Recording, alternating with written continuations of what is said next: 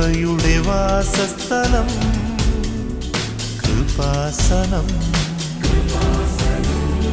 കൃപയുടെ വാസസ്ഥലം കൃപാസനം. വേദനിക്കുന്നവർക്കെന്നും ആത്മധൈര്യത്തിനഭിഷേകം, വചനത്തിനഭിഷേകം, ആത്മസൗഖ്യത്തിനഭിഷേകം. വരുവിൻ നിങ്ങൾ യേശുവിൻ സന്നിധേ, അവനേകും സാന്ത്വനം. കൃപയുടെ വാസസ്ഥലം കൃപാസനം. കൃപയുടെ വാസസ്ഥലം കൃപാസനം.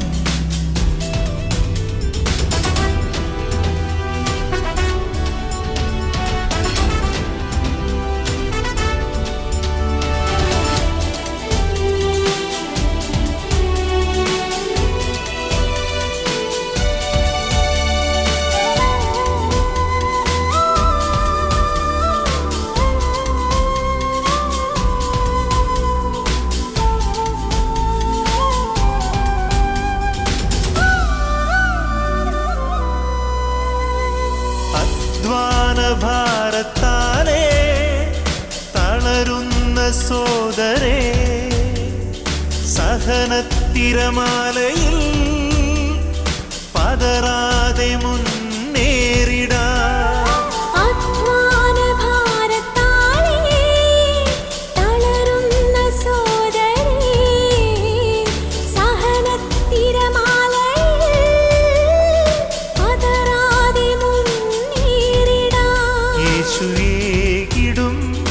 അഭിഷേകം സാന്ത്വനാഭിഷേകം. യേശുവേകിടും അഭിഷേകം സാന്ത്വനാഭിഷേകം. പിതാവിൻ്റെയും പുത്രൻ്റെയും പരിശുദ്ധാത്മാവിൻ്റെയും നാമത്തിൽ. പ്രിയമുള്ളവരെ,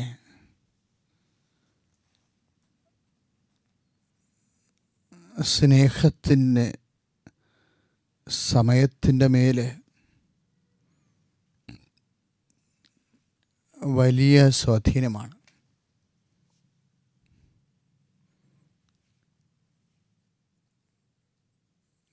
സമയത്തിൻ്റെ കാലിക സമയം, അതായത് ഭൂതം, വർത്തമാനം, ഭാവി എന്ന് നമ്മൾ നിശ്ചയിക്കുന്ന ഈ കാലങ്ങളിലാണ്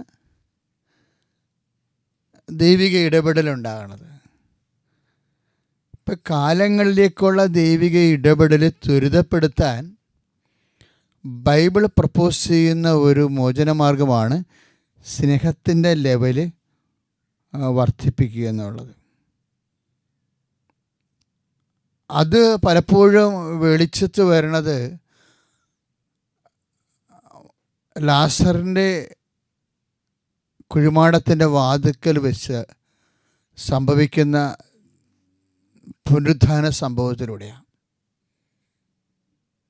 കാര്യം ബൈബിളിലെ ഏറ്റവും കുഞ്ഞു വാക്ക ആൻഡ് ദെൻ ജീസസ് വെപ്റ്റ്. അനന്തരം കർത്താവ് കരഞ്ഞുവെന്ന്. ഏറ്റവും ഷോർട്ട് ടൈം സെൻറ്റൻസ്. യോഹന്നാൻ 11:35 ദെൻ ജീസസ് വെപ്റ്റ്. കർത്താവിൻ്റെ കണ്ണ് നീര് പൊടിഞ്ഞപ്പോഴേ എന്തായിരുന്നു അതിൻ്റെ റിയാക്ഷൻ? നോക്കൂ, ജനങ്ങൾ എന്താ പറഞ്ഞത്? നോക്കൂ, അവനെ എത്രമാത്രം സ്നേഹിച്ചിരുന്നുവെന്ന്. അപ്പോൾ ജനങ്ങൾ ചോദിച്ചു, ഇത്രയും സ്നേഹിച്ചെങ്കിൽ തീർച്ചയായിട്ടും അവൻ്റെ മരണത്തെ തടയാമായിരുന്നില്ലേ? അപ്പോൾ ജനങ്ങൾ എന്താണ് പറയാതെ പറയുന്നത്? സ്നേഹത്തിന് മരണത്തെ തടയാൻ കഴിയും. സ്നേഹത്തിന് മരണത്തെ പോലും തടയാൻ കഴിയും. അതാണ് കർത്താവിൻ്റെ വചനം. പഴയ നിയമം പറയും സ്നേഹം മരണത്തെപ്പോലെ ശക്തമാണെന്ന് പറയും.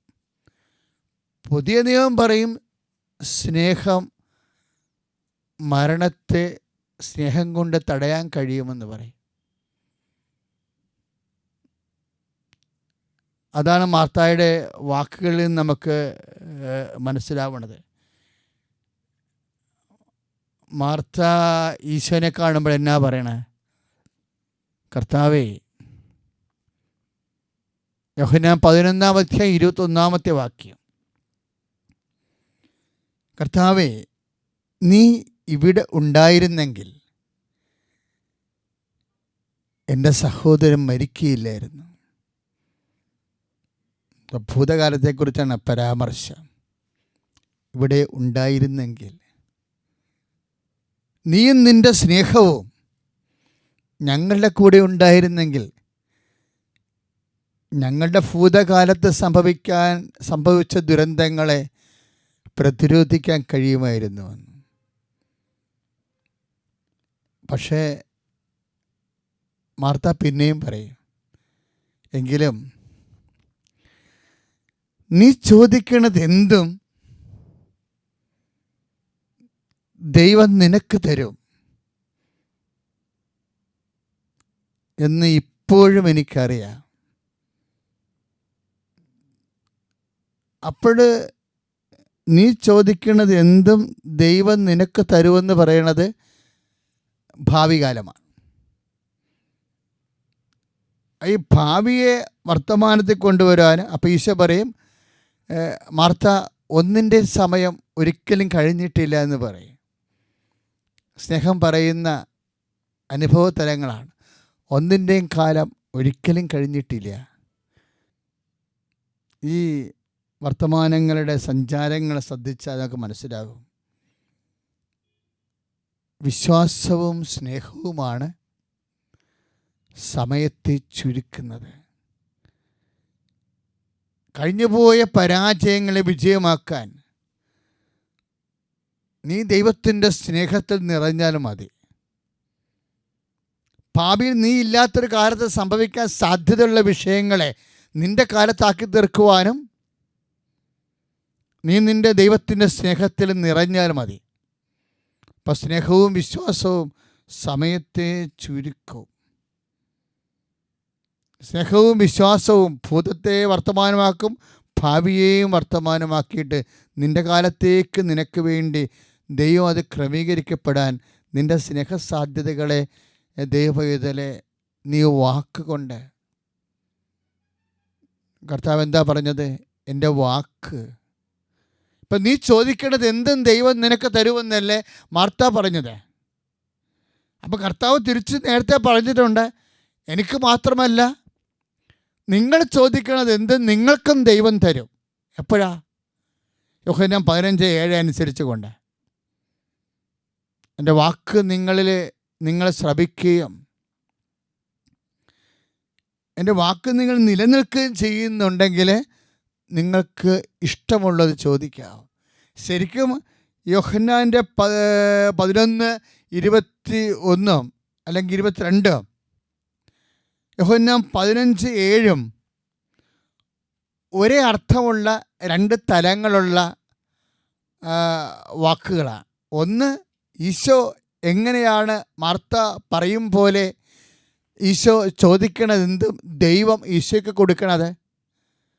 അത് ഈശോ പറഞ്ഞത് 15:11 വെച്ചുകൊണ്ടാണ്. യോഹന്നാൻ്റെ സുവിശേഷം എന്താണത്?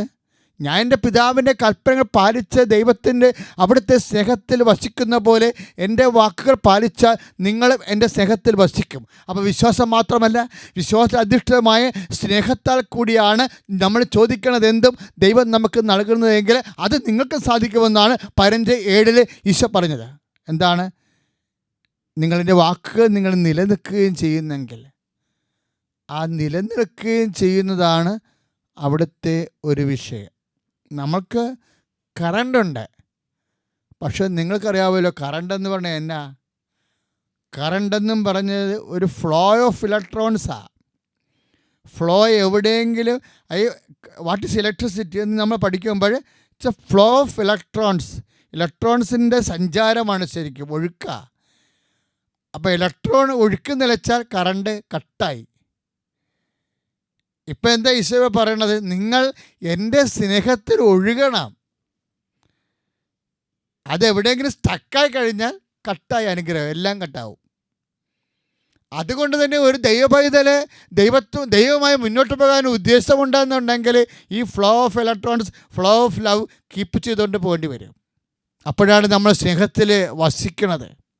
അല്ലാതെ ഇന്ന് സ്നേഹിച്ച് നാളെ മരവിച്ചിരുന്ന് മറ്റന്നാൾ സ്നേഹിച്ച് പിന്നെ അങ്ങനെയാണ് നമ്മൾ പലപ്പോഴും.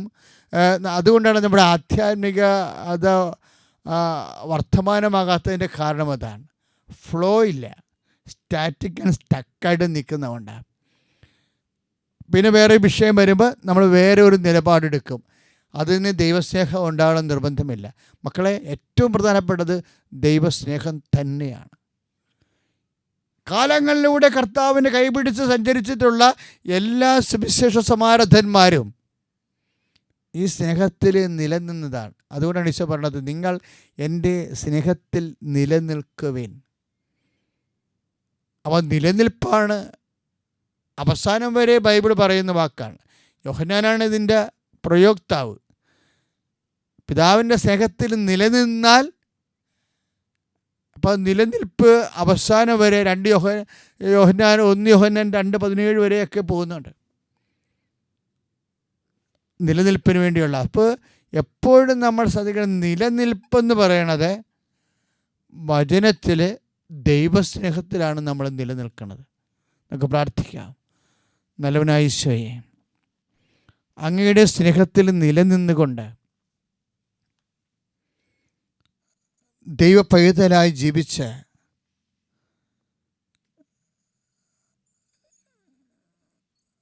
ജീവിത സമ്മർദ്ദങ്ങളുടെ മേൽ ആത്മവിശ്വാസത്തിൻ്റെയും ആന്തരിക സ്നേഹത്തിൻ്റെയും ശക്തിയാൽ വിജയം പ്രാപിച്ച് സന്തോഷത്തോടെ ജീവിക്കുവാൻ അങ്ങയുടെ മക്കളെ സഹായിക്കണമേ. യേശുവേ സ്തോത്രം, യേശുവേ നന്ദി, യേശുവേ ആരാധന. ഹല്ലേലൂയ. കരങ്ങൾ ഉയർത്തിക്കൊണ്ട് സ്തുതിച്ച് പ്രാർത്ഥിക്കട്ടെ. ഹല്ലേലൂയ. കരങ്ങൾ അടിച്ചുകൊണ്ട് വിശ്വാസത്തോടെ പാടാം. കാണുന്നു ഞാൻ വിശ്വാസത്താൽ എൻ മുൻപിൽ ചെങ്കടൽ രണ്ടാകുന്നു. കാണുന്നു ഞാൻ വിശ്വാസത്താൽ എൻ മുൻപിൽ ചെങ്കടൽ രണ്ടാകുന്നു. കാണാത്ത കാര്യങ്ങൾ കൺമുൻപിലെന്ന പോൽ വിശ്വസിച്ചിടുന്നു എൻ കർത്താവേ. കാണാത്ത കാര്യങ്ങൾ കൺമുൻപിലെന്ന പോൽ വിശ്വസിച്ചിടുന്നു എൻ കർത്താവേ. കാണുന്നു ഞാൻ വിശ്വാസത്താൽ എൻ മുൻപിൽ ചെങ്കടൽ രണ്ടാകുന്നു. കാണുന്നു ഞാൻ വിശ്വാസത്താൽ എൻ മുൻപിൽ ചെങ്കടൽ രണ്ടാകുന്നു. കരങ്ങൾ ഉയർത്തിക്കൊണ്ട് സ്തുതിക്കട്ടെ. ഹല്ലേലൂയ, ഹല്ലേലൂയ, ഹല്ലേലൂയ. യേശുവേ സ്തുതിച്ച് പ്രാർത്ഥിക്കുന്ന കർത്താവേ, കർത്താവായ ദൈവമേ, 4 ദിനരാത്രങ്ങൾ കഴിഞ്ഞ് ചീഞ്ഞഴിഞ്ഞ ലാസറിനെ ഉയർപ്പിച്ച ദൈവമേ, അങ്ങയുടെ പരിശുദ്ധാത്മാവിനെ ജീവിത ദുരിതങ്ങളാൽ വിഷമിക്കുന്ന, നാളുകളാൽ സങ്കടപ്പെട്ട് കഴിയുന്ന ഓരോ മകളിലേക്കും അഭിഷേകമായി നൽകണമേ എന്ന് പ്രാർത്ഥിക്കുന്നു. കർത്താവേ, മാർത്തയോടങ്ങ് പറഞ്ഞില്ലേ, വിശ്വസിച്ചാൽ നീ ദൈവത്തിന്റെ മഹത്വം ദർശിക്കുമെന്ന്. കർത്താവേ, ഞങ്ങൾ വിശ്വസിക്കുന്ന കർത്താവേ, ഞങ്ങൾ അങ്ങേ ആരാധിക്കുന്ന ദൈവമേ, ഞങ്ങളുടെ ദൈവങ്ങൾ സമർപ്പിക്കുന്ന കർത്താവേ, അഭിഷേകം ചെയ്യണമേ. ഹല്ലേലൂയ. പാടാം. 4 നാളായാലും നാറ്റം വമിച്ചാലും കല്ലറ മുൻപിൽ കർത്തൻ വന്നിടും. 4 നാളായാലും നാറ്റം വമിച്ചാലും കല്ലറ മുൻപിൽ കർത്തൻ വന്നിടും. കരങ്ങൾ ഉയർത്തി അടിച്ചുകൊണ്ട് വിശ്വസിച്ചാൽ നീ മഹത്വം കാണും, സാത്താന്റെ പ്രവർത്തികൾ തകർത്തിടും. എല്ലാവരും വിശ്വസിച്ചാൽ നീ മഹത്വം കാണും, സാത്താന്റെ പ്രവർത്തികൾ തകർത്തിടും. സന്തോഷത്തോടെ കാണുന്നു ഞാൻ വിശ്വാസത്താൽ എൻ മുൻപിൽ ചെങ്കടൽ കരങ്ങൾ ഉയർത്തിക്കൊണ്ട് സ്തുതിക്കട്ടെ. ഹല്ലേലൂയ, ഹല്ലേലൂയ. കർത്താവായ ദൈവമേ, വചനത്താൽ സ്പർശിക്കണമേ എന്ന് പ്രാർത്ഥിക്കുന്നു. ഓരോ മകനും മകളും ഇപ്പോൾ വിദൂരങ്ങളെ ശുശ്രൂഷ കാണുന്ന എല്ലാവരെയും ആശീർവദിക്കണമേ. ഹല്ലേലൂയ, ഹല്ലേലൂയ, ഹല്ലേലൂയ. യേശുവേ നല്ലവനായ യേശുവേ, നിന്റെ ഉന്നതമായ നാമത്തിന് സ്വസ്ത്രം ചെയ്യുന്ന കർത്താവേ, പ്രിയമുള്ളവരെ, നമ്മൾ ഈ സാക്ഷ്യം കേൾക്കുമ്പോൾ അച്ഛൻ സന്ദേശത്തെ സൂചിപ്പിച്ചതുപോലെ ദൈവത്തോടുള്ള വലിയ സ്നേഹം നമ്മൾ നിറയുകയും ആ സ്നേഹത്തിൽ നിലനിൽക്കുകയും ചെയ്യാൻ പ്രാർത്ഥിച്ചുകൊണ്ട് നമുക്ക് സന്തോഷത്തോടെ സാക്ഷ്യം ശ്രവിക്കാം.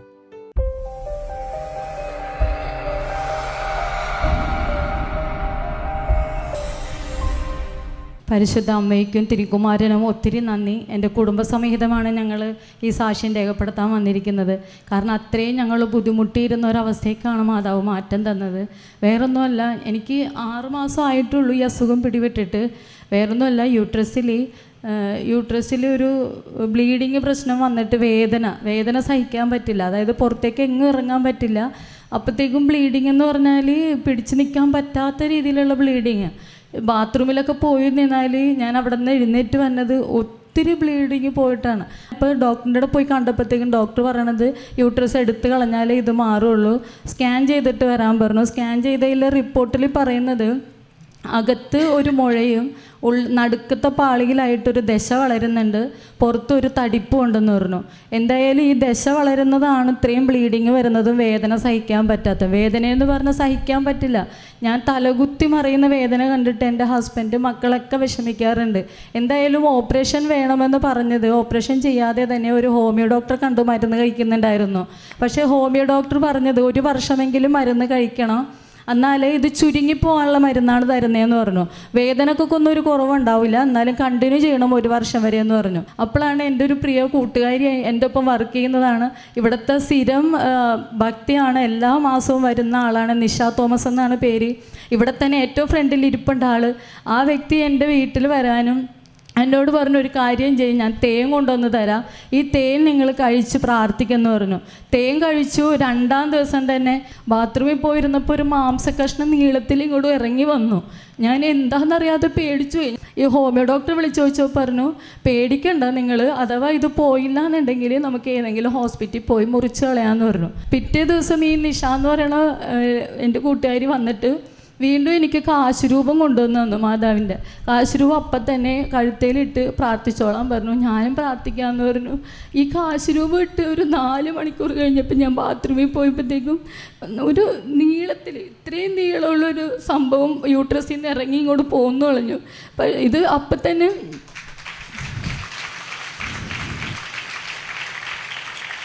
ഫോട്ടോ എടുത്ത് ഞാൻ വെച്ചിട്ടുണ്ടായിരുന്നു. അപ്പോൾ ഡോക്ടർ ഹസ്ബൻഡ് അപ്പം തന്നെ കൊണ്ടുപോയി ഫോട്ടോ കാണിച്ചു കൊടുത്തിട്ട് പറഞ്ഞു ഇങ്ങനെ ഒരു സംഭവം ഉണ്ടായി. അപ്പോൾ ഡോക്ടർ തന്നെ ഞെട്ടുവാണ്, എന്താണ് ഏതാ പറയേണ്ടതെന്ന് ഡോക്ടറിനോട് അറിഞ്ഞുകൂടാ. ഡോക്ടർ പറഞ്ഞു ഇങ്ങനെ ഒരു സംഭവം ഉണ്ടായിട്ടില്ല, ഞാൻ ചുരുങ്ങിപ്പോകാനുള്ള മരുന്നാണ് തന്നത്, അതും 1 വർഷം വരെ കഴിക്കണം, ഇത് 4 മാസം ആയിട്ടുള്ളൂ. പക്ഷേ ഇതിങ്ങനെ പോകുന്നത് എന്തായാലും ഒരു കാര്യം ചെയ്ത് സ്കാൻ ചെയ്യാൻ പറഞ്ഞു. ഇന്നലെ ആയിരുന്നു ഞാൻ സ്കാൻ ചെയ്യാൻ പോയത്. സ്കാൻ ചെയ്ത് ഇന്നലെ തന്നെ കൊണ്ട് ഡോക്ടറെ റിസൾട്ട് കാണിച്ചപ്പോൾ റിസൾട്ടൊക്കെ കൊണ്ടുവന്നിട്ടുണ്ട്. ഡോക്ടർ തന്നെ ഞെട്ടിപ്പോയി. ഡോക്ടർ പറഞ്ഞു ഇങ്ങനെ ഒരു ദശയും കാണുന്നില്ല, തടിപ്പും കാണുന്നില്ല എന്ന്. എനിക്കിപ്പോൾ മുമ്പ് ഞാൻ അനുഭവിച്ചിരുന്ന വേദനയില്ല, ബ്ലീഡിങ്ങും ഇല്ല, ഒന്നുമില്ല. ദൈവത്തിന് ഒത്തിരി നന്ദി, മാതാവിന് ഒത്തിരി നന്ദി.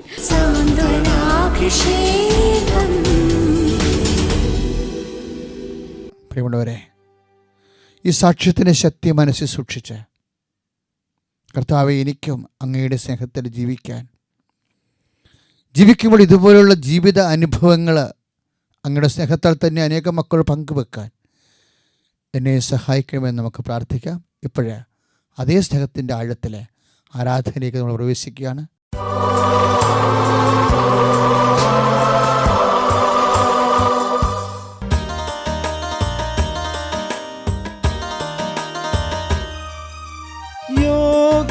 യോഗ്യതയില്ലെന്നിൽ നാഥാ, നീ എന്നുള്ളിൽ വന്നിടുവാൻ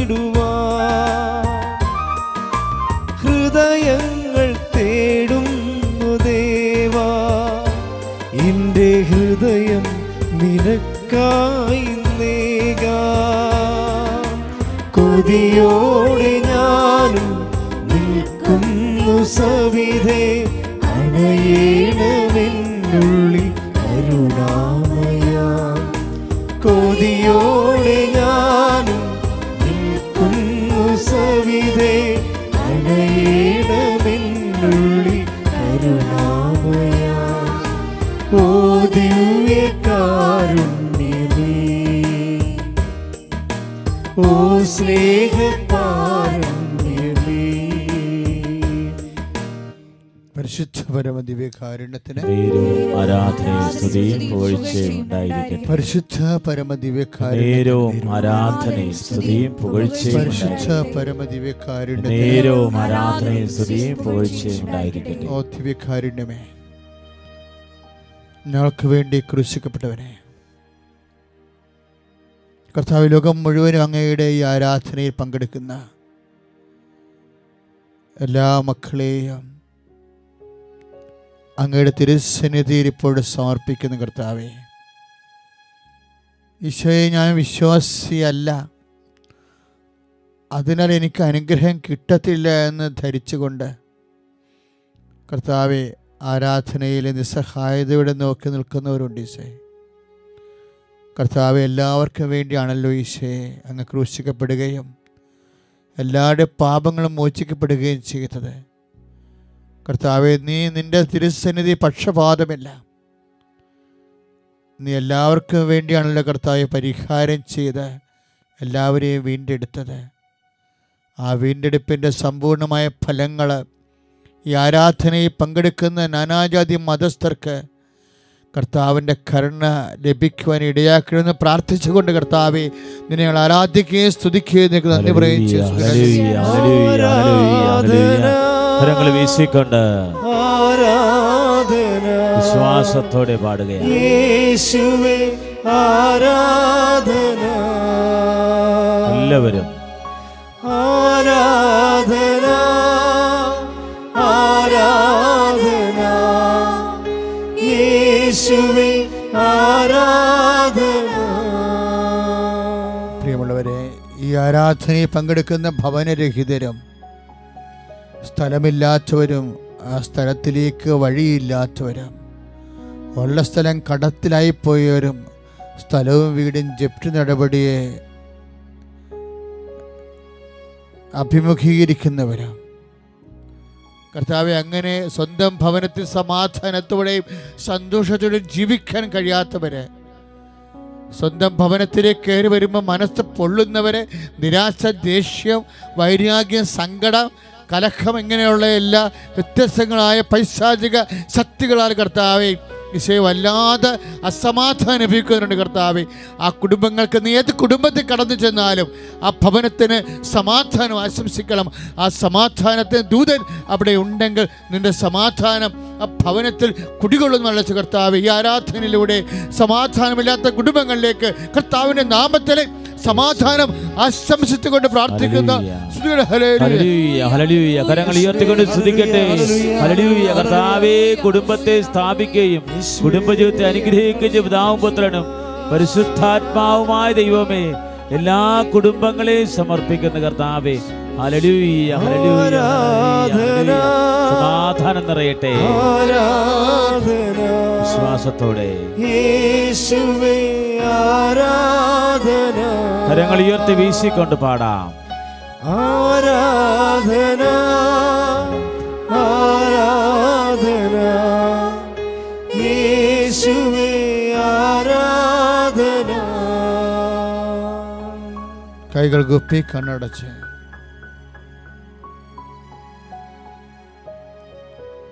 ഭവന വിഷയ സംബന്ധമായി